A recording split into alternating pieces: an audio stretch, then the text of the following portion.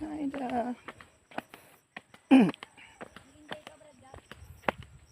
Ay, hindi. Actually, nalulungkot nga ako eh. Wala siya eh. Ay.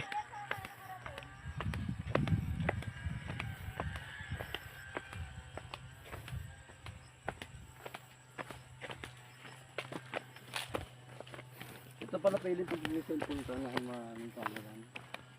Naiintindihan ko na ba't kaya si Isabel, detoxic. Laging na-detoxify dito eh. Kaya po dito po. Tayo toxic tayo sa sa radiation, no? Radiation, no? Naiintindihan ko na Dalawa ba't, yung pang dito para mo. Oo nga, lalabas na dito o lalabas na. sabi ko ba't ang tutuwid nito nila room number. Isabel. No? Wala mo.